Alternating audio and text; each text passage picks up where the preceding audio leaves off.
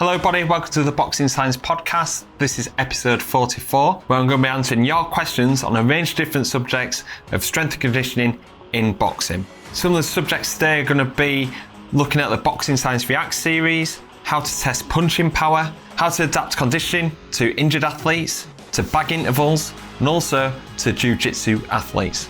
So a range of different subjects that we're going to cover today. If you're not a subscriber yet, hit that subscribe button so you don't miss out on any future content, and let's get on with this week's episode.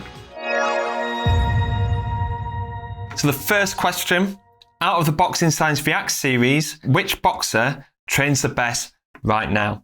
So if you're new to the Boxing Science channel, we run a very special series called the Boxing Science Reacts. And in these episodes, I analyse and break down the training methods of champions currently, of yesterday, and also the champions of tomorrow.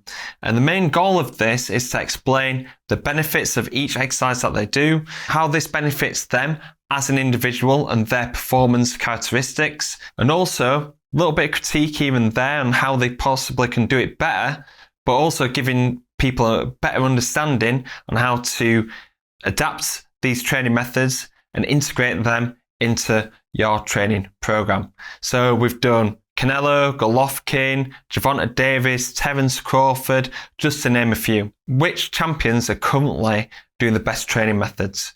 It's a tight one because they all work towards their individual's characteristics. Each one, you can see the reason why that they're doing it. If I had to say one, it would be Dmitry Bivol. Dmitry Bivol works on a range of different things. He's very loose and relaxed in his med ball throws and his punch-specific actions, really working on rotational strength and power and rhythm. He also works on grip strength as well, and you can see that this really benefits him as an athlete, how he flows into his shots, how he rotates and creates whip, but also the snap at the end range, and this is why grip strength and his core strength is so vital. A few different mentions. Inoue, he really works on his reactiveness and that speed going through that foot complex. And this is where he gets most of his power. And he bounces off that canvas, glides across the canvas to deliver his fast and forceful punches. A special mention to Gervonta Davis because he's made a lot of changes. Even though he's at really top level, he's wearing heart rate monitors, he's working on his recovery, he's working on rotational power, working on repeated sprint ability. And then also Canelo.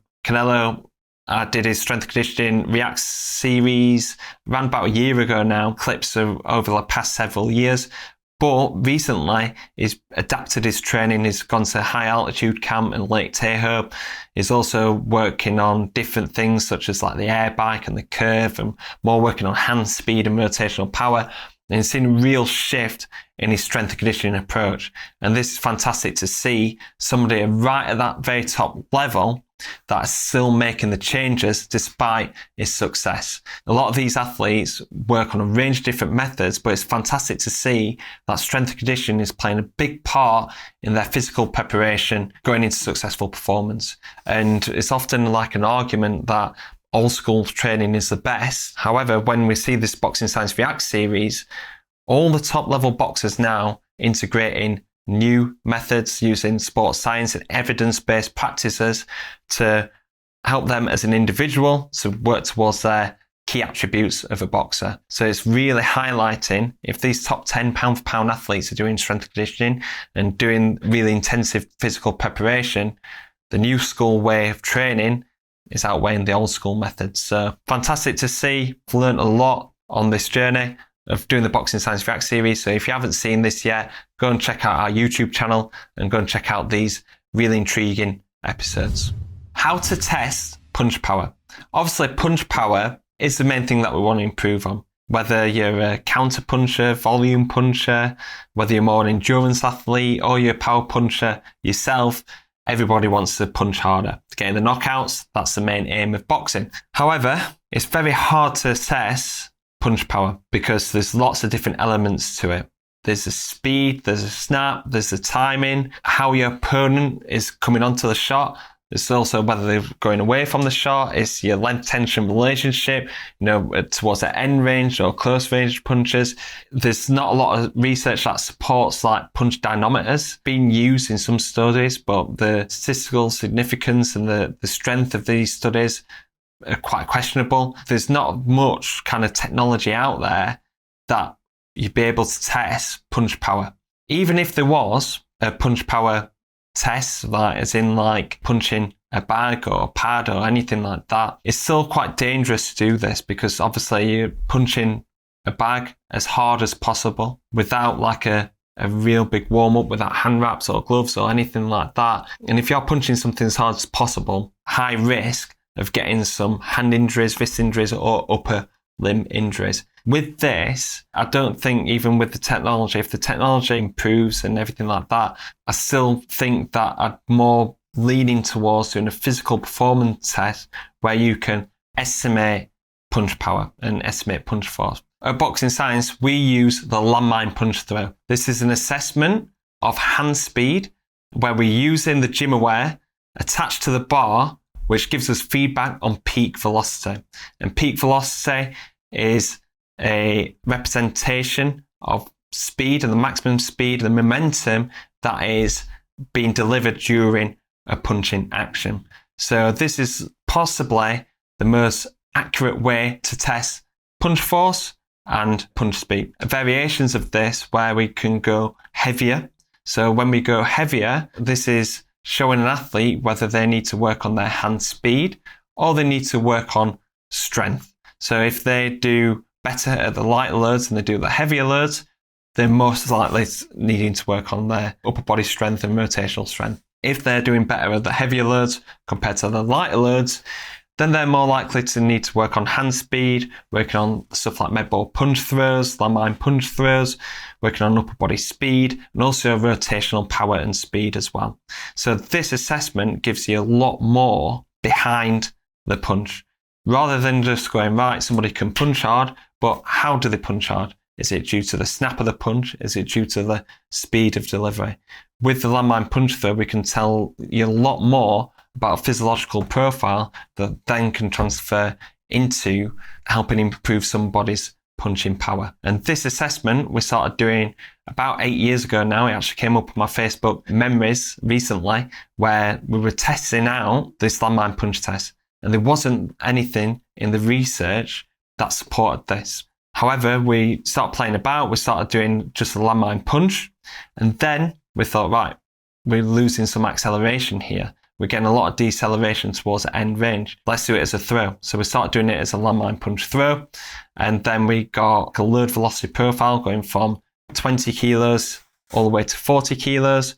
We've scratched out some of the tests here because it ended up being quite a prolonged test. So we just do 30 kilos. Often with heavy weights, we go up to 40 kilos. As it's progressed, we've actually got this validated through a piece of research. A master's student did a piece of research on this. A PhD student did a research on this as well. So it's a valid and reliable assessment.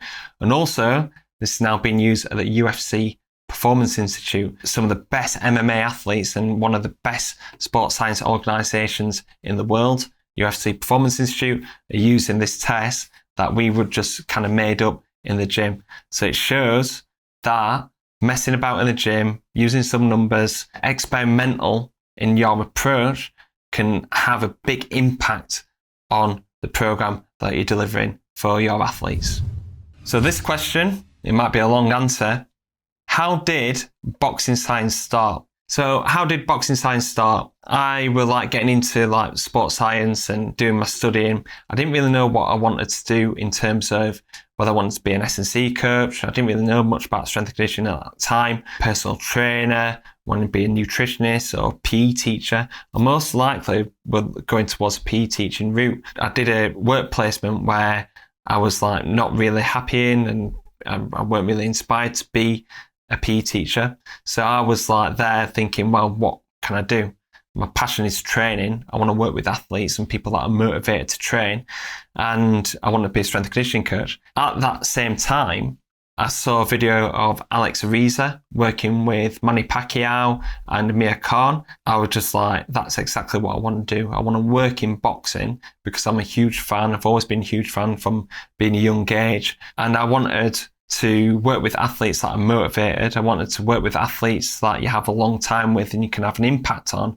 And also showing fitness, strength and speed in the ring makes you very proud as a strength and conditioning coach. So that was my goal. However, there weren't that many opportunities in boxing. The only kind of jobs that were coming up were like with GB boxing, mostly not many opportunities. And also there's a lot of kind of friction towards strength and conditioning in boxing. I started working in strength and conditioning, working at football clubs, rugby teams, working with university athletes in a range of different sports. My goal was always to work in boxing. At one day, I was working in the university gym, I'm the university boxer there, and I offered them to do their strength and conditioning program for free of charge. I then contacted the coach, which is Brendan Warburton from Sheffield City ABC, who's still a very good friend of mine. We still work with their athletes at the Boxing Science Performance Centre. I met up with Brendan and Brendan was like, right, I've got another boxer that you can train.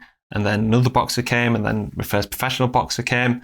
And then it just kind of grew from there. I started a Saturday morning session where we were having a handful of athletes that are coming in, amateurs, novices and stuff like that. And then we started getting professional boxers come into these sessions. Even though I started training these athletes and had a good idea of how to train them, there weren't any sports science research out there. Myself and Alan Ruddock had to devise a testing battery so we can highlight the physical characteristics of boxers, what contributes to successful performance, what contributes to a powerful punch, but also highlighting their areas for improvement. We did the boxing science testing battery as part of my master's, and with this, we created that research and we were able to put together a strong justification for strength and conditioning in boxing. With these athletes, we started training them on a more one-to-one basis and we got their results and we showed that strength and conditioning had an impact on these athletes. They improved over a 10-week period.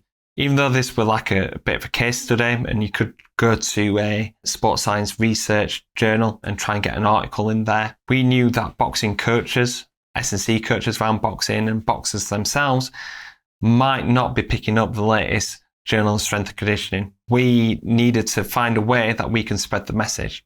So that's why we started Boxing Science. Boxing Science, a website, highlight the need of sports science in boxing. So we started off with a whiteboard session where me and Alan put our brains together and thinking, right, this is what we need to do. These are articles. These are the people that we need to bring in. We need to do strength and conditioning, physiology, nutrition, youth training. And it was all geared towards having an impact on the sport. We started off with the website, started putting articles on there. And as it's progressed over the years, we're now doing more content than ever, probably less on the website. Now we've got products and ebooks and our membership and everything like that. People can access and have a deeper understanding of boxing and boxing science and the methods that we do. The content is mostly on Instagram and on YouTube, and it's really staying towards them values of that we set out back in 2014, wanting to educate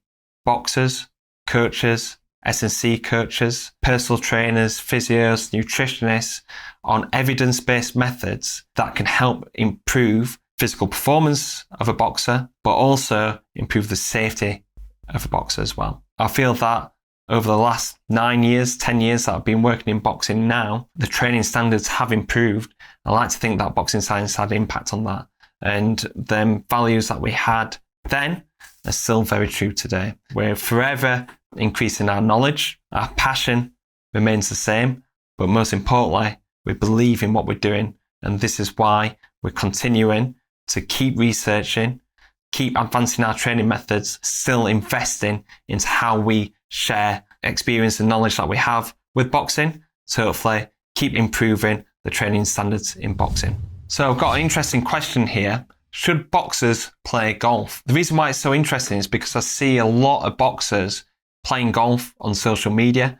whether it's going to the driving range, Top Golf, and places like that have become really popular in London and in America. In fact, Terence Crawford said that he celebrated the Errol Spence win by going to Top Golf with his family in Vegas. Canelo is a fantastic golfer. Is this beneficial or a detriment to a boxer's performance? I'm probably a really good person to be answering this question because I've actually worked in golf for several years. I was the regional coach at England Golf, working with junior athletes that have progressed into national level, working professional or even at universities in America. Real top level golf for their age group, and working with some fantastic coaches as well. I really enjoyed my time there and learned a lot that could actually transfer from golf into boxing, and it actually helped me become a better coach in boxing. Now, what are the main transfers over? First of all, rotational strength, speed and power are vital for both sports.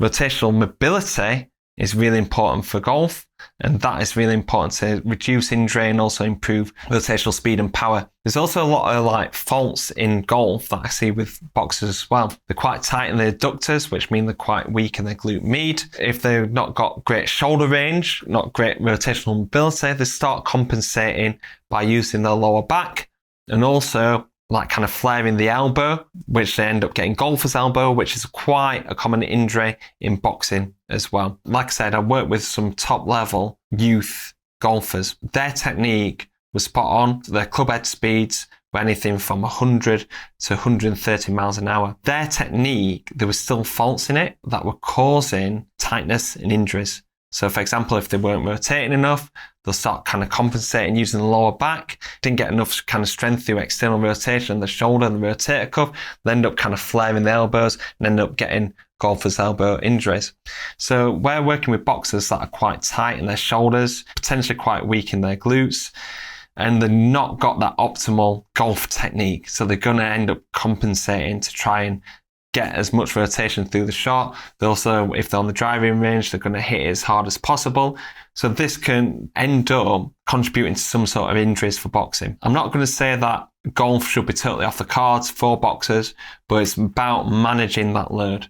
Whether it's the amount of shots that you play at Top Golf, whether you do a certain amount of using the driver and just whacking it as hard as you can, changing it up, using a few irons here and there, doing some kind of shorter challenges, so trying to hit the 50-yard mark rather than just trying to hit it aimlessly.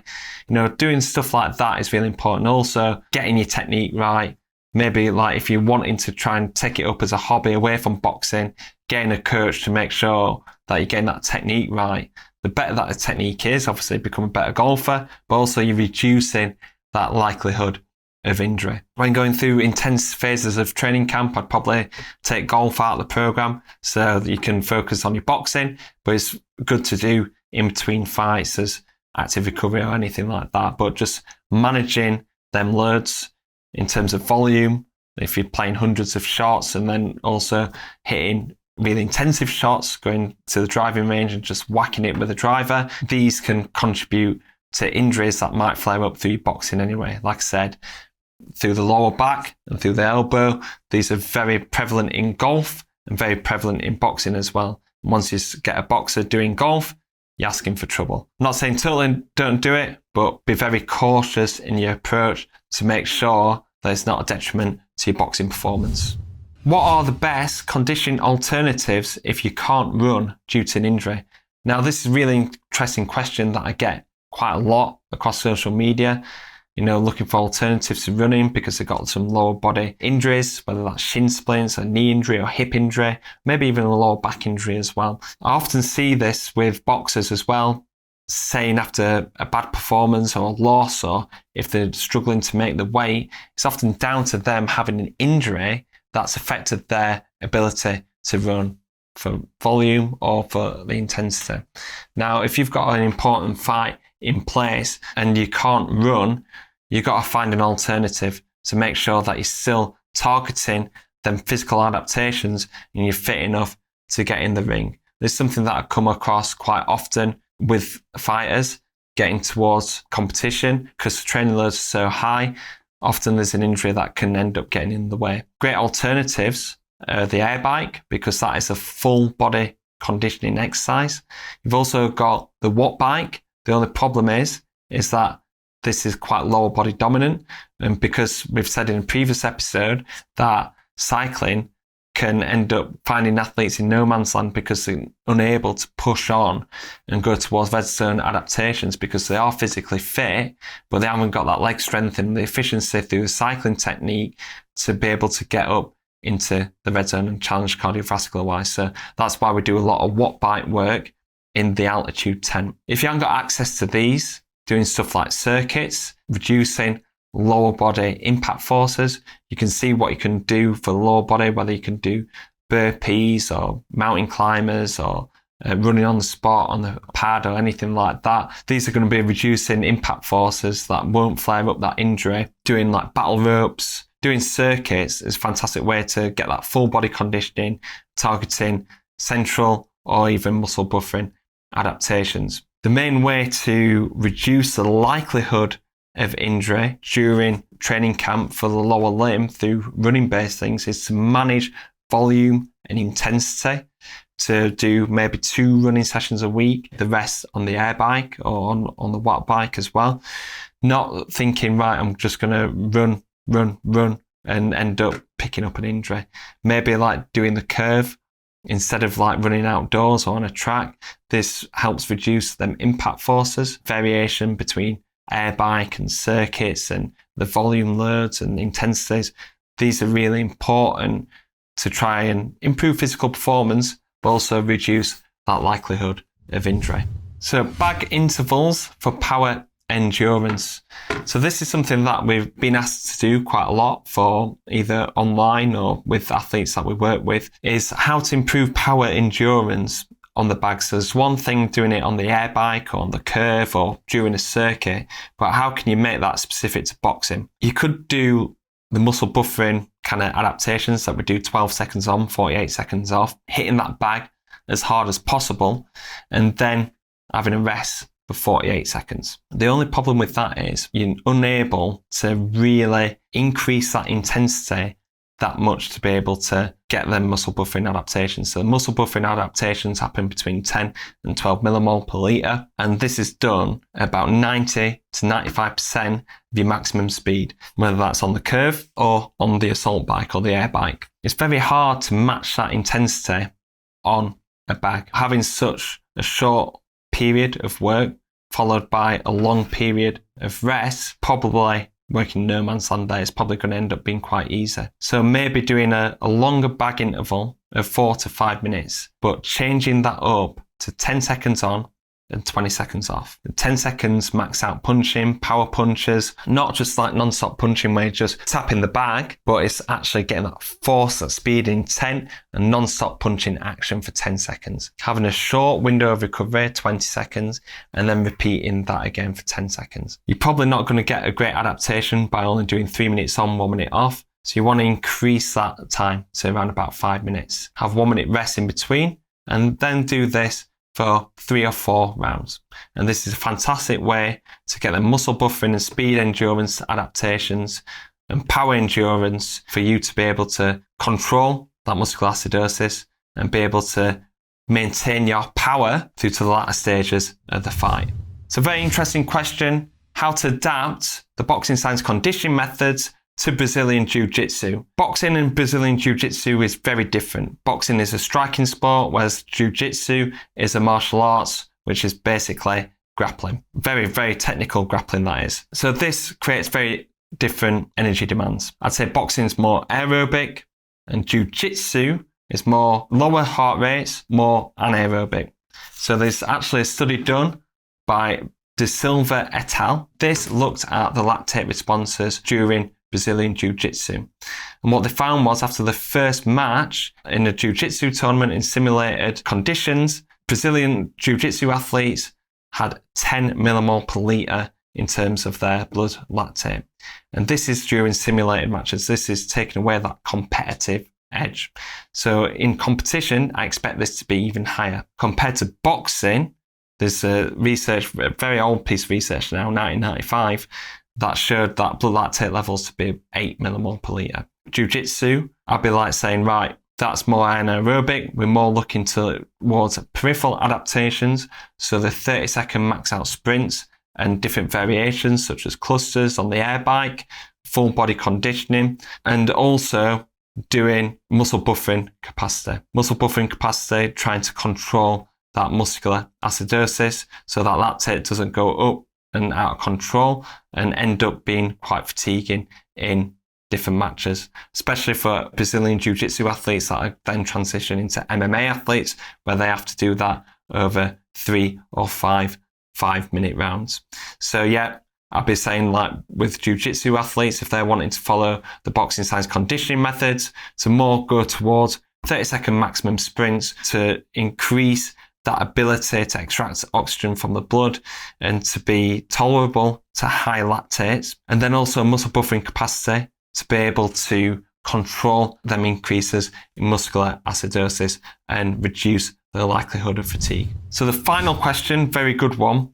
I want to test athletes but don't have the budget to get the equipment. How can I adapt? Kind of goes back to what we were saying before. The main goal of boxing science is to help coaches and athletes understand our training methods and to be able to adapt it and use it within their training environments.